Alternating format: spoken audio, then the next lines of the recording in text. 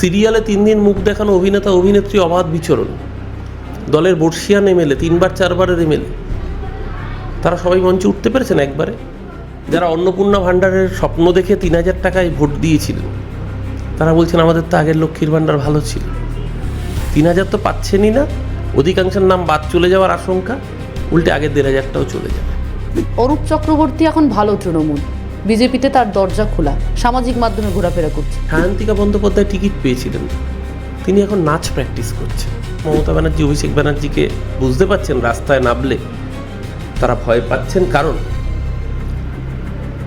জেতার পরে এমন কিছু সিদ্ধান্ত নিয়েছেন যা 1 মাসও যায়নি, মানুষের মধ্যে কিন্তু ক্ষোভ তৈরি করে ফেলেছে। আজকের হারটাও সত্যি, সেদিনকে জয়গুলো সত্যি ছিল। অনেকে অভিষেক বন্দ্যোপাধ্যায়কে দায়ী করছেন, আবার দলের মধ্যেই অনেক বর্ষিয়ান নেতা, যেমন কল্যাণ বন্দ্যোপাধ্যায় থেকে একাধিক নেতা, তারা অভিষেক বন্দ্যোপাধ্যায়ের প্রশ্ন নিয়ে ভূমিকা নিয়ে প্রশ্ন তুলছেন। তার পাশাপাশি এও দাবি করছেন, আইপ্যাককে অনেকে বলছেন। এই বিষয়টা মমতাদি আমাদের সর্বময় নেত্রী, মমতাদি আবেগ, মমতাদি ছাড়া তৃণমূল কংগ্রেসের কোনো অস্তিত্ব নেই। কিন্তু অভিষেক বন্দ্যোপাধ্যায় যদি কোনো গুরুত্বই না থাকে, তাহলে যেদিন অভিষেক বললেন আমি রাস্তায় নামবো, সেদিনকে কেন তার বাড়িতে সিআইডি গেল? অরুণদা, তৃণমূল কংগ্রেসের ভরাডুবি, 26 দিন পর অভিষেক বন্দ্যোপাধ্যায় রাস্তায় নামলেন, আক্রান্ত কর্মীদের দেখতে যাচ্ছেন। 26 দিন সময় লেগে গেল অভিষেক বন্দ্যোপাধ্যায়। তাহলে ভাবুন, অভিষেক বন্দ্যোপাধ্যায় 26 দিন সময় লাগলো, তারপরে অভিষেক বন্দ্যোপাধ্যায়কে এত ভয় পেতে হচ্ছে যে আজকেই সিআইডিকে তার বাড়িতে পাঠাতে হলো। তৃণমূল কংগ্রেস তো ভরাডুবি হয়েছে, মানুষের কাছে প্রত্যাখ্যাত হয়েছে, তাহলে তার ভয় থাকার কথা নয়। ভয়টা কেন হচ্ছে? প্রশ্নটা তো এখানেই, যে তার মানে এই যে ব্যাপক জয়, 206 পরে একটা সিট রিকাউন্টিংয়ে জোর করে 207, সে ছেড়ে দিন, 206-এর ভেতরে তো 34 লুকিয়ে রয়েছে, যে 34টা এসআইআরের জন্য কার্যত গাজোয়ারি করে জিতেছেন। তাহলে 206 থেকে 34 বাদ দিলে 172। হ্যাঁ, তারপরেও বিজেপি জিতেছে, ঠিক, মানুষের ম্যান্ডেট পেয়েই জিতেছেন। তার মানে কি কোথাও এখনও তারা মমতা ব্যানার্জি, অভিষেক ব্যানার্জিকে বুঝতে পারছেন রাস্তায় নামলে তারা ভয় পাচ্ছেন, কারণ জেতার পরে এমন কিছু সিদ্ধান্ত নিয়েছেন যা 1 মাসও যায়নি, মানুষের মধ্যে কিন্তু ক্ষোভ তৈরি করে ফেলেছে। যেভাবে গরিব হকারদের পেটে লাথি পড়েছে, যারা আপনাদেরকে ভোট দিয়েছেন, সমর্থন করেছেন, হিন্দু হকাররা প্রকাশ্যে বলছেন এই জন্য আমরা বিজেপিকে এনেছিলাম। যারা অন্নপূর্ণা ভাণ্ডারের স্বপ্ন দেখে 3000 টাকায় ভোট দিয়েছিলেন, তারা বলছেন আমাদের তো আগের লক্ষ্মীর ভাণ্ডার ভালো ছিল। 3000 তো পাচ্ছেনই না, অধিকাংশের নাম বাদ চলে যাওয়ার আশঙ্কা, উল্টে আগের 1500টাও চলে যাবে। মানুষ প্রশ্ন করছেন। আজকে সেই জায়গায় দাঁড়িয়ে নিশ্চিতভাবে আমাদের সমালোচনা করবার 1000টা জায়গা আছে, আমরা নিজেরাই সমালোচনা করেছি।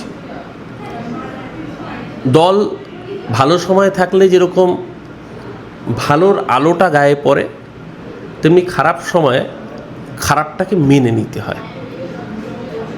আজকে 2021-এর জয়ের পরে যখন মুখপাত্র হিসেবে আমাদের ভালো লাগা ছিল, 24-এর জয়ের পরে যেরকম মুখপাত্র হিসেবে আমরা কৃতিত্ব নিয়েছি, 26-এ হারের পরে যদি সেই হারের ব্যর্থতার দায় না নিই, তাহলে তো উটপাখির মতো বালিতে মুখ গুজে থাকা হবে।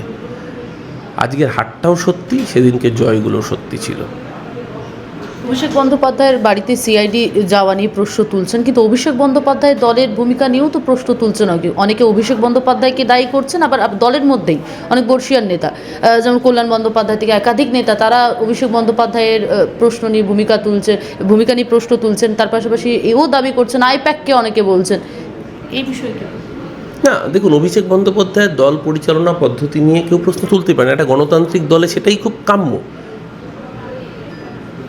কিন্তু তার সাথে সাথে দল তো মমতা ব্যানার্জিকে দেখে চলেছে। কেন দলীয় কর্মীরা দিদির কাছে তার যন্ত্রণা পৌঁছে দিতে পারেননি? কর্মী ছেড়ে দিন, দলের এমএলএরা কেন সবাই পৌঁছতে পারতেন না? মমতা ব্যানার্জির ধর্ণা মঞ্চে সিরিয়ালে 3 দিন মুখ দেখানো অভিনেতা অভিনেত্রী অবাধ বিচরণ, দলের বর্ষিয়ান এমএলএ, 3বার 4বারের এমএলএ, তারা সবাই মঞ্চে উঠতে পেরেছেন একবারে? প্রচুর এমএলএকে, গ্রাম থেকে আসা এমএলএকে মঞ্চের নিচের চেয়ারে কোনায় বসে থাকতে হয়েছে। অথচ celebrity, so-called coat unquote serial, তারা অবাধ বিচরণ, তারা টিকিট পাচ্ছেন। আজকে তারা কোথায়? আজকে তো পালিয়ে গিয়েছেন। আমি জানি না, আজকে সোনারপুরে অভিষেক বন্দ্যোপাধ্যায় যাওয়ার কথা। সোনারপুরের যিনি এমএলএ ছিলেন তিনিও তো অভিনেত্রী, তিনি থাকবেন কি আজকে? আমি জানি না। উনি যদি থাকেন তাহলে আমি ওনার প্রশংসা করব, যে হারার পরে অন্তত কর্মীদের ফেলে যাননি। আমার লক্ষ্য থাকলো আজকে উনি থাকেন কিনা। এইরকম একাধিক মানুষ, তৃণমূল কংগ্রেসের কর্মীরা, অসুখ হয়েছে, সে জানে ডাক্তারের কাছে গেলে রোগ সেরে যাবে, ডাক্তারবাবু ভালো, তার চিকিৎসা হবে, সে যখন আশা নিয়ে ডাক্তারবাবুর চেম্বারে যাচ্ছে, ডাক্তারবাবুর কাছে ঢুকতে পারছে না, বাইরে থাকা কম্পাউন্ডার রাজ তাকে দূর দূর করে খেদিয়ে দিচ্ছে, বলছে এখন সময় নেই, এখন হবে না, অথচ ডাক্তারবাবু জানেনই না যে তার কাছে কারা এসছে। আচ্ছা, অনেকে বিক্ষুব্ধ নেতা যারা আপনারা এখন বিপ্লবী নেতা বলা হচ্ছে আপনাদেরকে, তৃণমূলের বিপ্লবী নেতা, তাদের এখনো পর্যন্ত ভরসার নাম মমতা বন্দ্যোপাধ্যায়, অভিষেক বন্দ্যোপাধ্যায়কে গুরুত্ব দিতে প্রস্তুত নয়। তাহলে সেকেন্ড ইন কমান্ড যুবরাজ কে করলো, কারা করলো অভিষেক বন্দ্যোপাধ্যায়? না, আপনাকে কে বললো অভিষেক বন্দ্যোপাধ্যায়কে গুরুত্ব দিতে রাজি নই? আমি প্রথমেই তো বললাম যে মমতাদি আমাদের সর্বময় নেত্রী, মমতাদি আবেগ, মমতাদি ছাড়া তৃণমূল কংগ্রেসের কোনো অস্তিত্ব নেই। কিন্তু অভিষেক বন্দ্যোপাধ্যায় যদি কোনো গুরুত্বই না থাকে, তাহলে যেদিন অভিষেক বললেন আমি রাস্তায় নামবো, সেদিনকে কেন তার বাড়িতে সিআইডি গেল? তার আগের দিন বা পরের দিন নয় কেন? অভিষেকের গুরুত্ব তো বুঝিয়ে দিচ্ছে বর্তমান শাসক দল যে হ্যাঁ অভিষেক বন্দ্যোপাধ্যায়ের গুরুত্ব রয়েছে, এটা তো আমাদের বলতে হচ্ছে না। যখন অভিষেক বন্দ্যোপাধ্যায়কে 2021 সালে প্রধানমন্ত্রী এসে ভাইপো বলে সম্বোধন করে আক্রমণ করেছেন, সেদিনকেই তিনি বুঝিয়ে দিয়েছেন দেশের 1 নম্বর নেতা। প্রধানমন্ত্রী তো এটা ঘটনা, দেশের 1 নম্বর নেতার নাম প্রধানমন্ত্রী হন বা স্বরাষ্ট্রমন্ত্রী। যখন ভাইপো বলে অভিযোগ করে আক্রমণ করছেন, তো অভিষেক বন্দ্যোপাধ্যায়ের গুরুত্ব তো দেশের প্রধানমন্ত্রী আর স্বরাষ্ট্রমন্ত্রী স্বীকৃতি দিয়ে গেছেন। আজকেও পশ্চিমবঙ্গ বিজেপি তারা বুঝিয়ে দিল যে অভিষেক বন্দ্যোপাধ্যায় সত্যিই নেতা, কারণ আজকেই তার বাড়িতে সিআইডিকে যেতে হলো। আমাদেরকে বলতে হচ্ছে না, আর আমরা কেউ বলিনি। আমরা আজও মনে করি তৃণমূল কংগ্রেসে মমতা বন্দ্যোপাধ্যায় আবেগ, মমতাদির পরে অভিষেক বন্দ্যোপাধ্যায় একটা অন্য স্টাইলে, একটা অন্য অ্যাপ্রোচে চেষ্টা করেছিলেন। তার সেই অ্যাপ্রোচের প্রসিডিওর নিয়ে কিছু প্লাস থাকতে পারে, কিছু মাইনাস থাকতে পারে, চেষ্টাটা সদর্থক ছিল, সেটা হয়তো কার্যকর হয়নি। কিন্তু কার্যকর হয়নি বলে অভিষেকের সবটা ভুল যারা বলছেন, তাদেরকেও কদিন আগে দেখেছি অভিষেকের বাড়ির তলায় দাঁড়িয়ে দাদা, বস, ক্যাপ্টেন, লিডার বলতে। এই যে রাতারাতি রাত পোহালেই যাকে নেতা বলতাম তাকে গালিগালাজ করা, এই আচরণটা কি প্রকৃত রাজনৈতিক নেতা বা কর্মীর আচরণ, না সুবিধাবাদী আচরণ? মমতা বন্দ্যোপাধ্যায়ের পাশে মদন মিত্র থেকে কল্যাণ বন্দ্যোপাধ্যায়, অসিত মজুমদারের মতন বরিষ্ঠ নেতারা রয়েছে, অভিষেক বন্দ্যোপাধ্যায়ের পাশে যুব নেতারা নেই, এই প্রশ্ন উঠছে নানা মহলে। কে বললো নেই? আজকে অভিষেক নামছেন তো রাস্তায়, দেখুন কজন থাকে না থাকে। আর মমতা ব্যানার্জির পাশে আপনি বললেন মদন মিত্র, কল্যাণ বন্দ্যোপাধ্যায়, অসিত মজুমদার। অসিত মজুমদার না টিকিটটাই পাননি, অসিত মজুমদার তো টিকিট পাননি, তিনি মমতা ব্যানার্জির পাশে রয়েছেন। সায়ন্তিকা বন্দ্যোপাধ্যায় টিকিট পেয়েছিলেন, তিনি এখন নাচ প্র্যাকটিস করছেন, বলেছেন অভিনয়ে মন দেবেন। কেউ কেউ বলছেন যে আমি গানে মন দেব। আজকে সোনারপুরে যাবেন অভিষেক, সোনারপুরের যিনি বিধায়িকা ছিলেন তিনি অভিনেত্রী, তিনি অভিনয় করবেন না আজকে অভিষেকের পাশে থাকবেন? লক্ষ্য থাকলো। তাহলে এই সিলেকশনগুলো আজকে প্রমাণ করছে যে দলীয় কর্মীদের স্বীকৃতি না দিয়ে এই সেলিব্রিটি কালচারও দলকে ডোবায়নি। তো একটা বিষয় উঠছে যে অরূপ চক্রবর্তী এখন ভালো তৃণমূল, বিজেপিতে তার দরজা খোলা, সামাজিক মাধ্যমে ঘোরাফেরা করছে, কি বলবেন?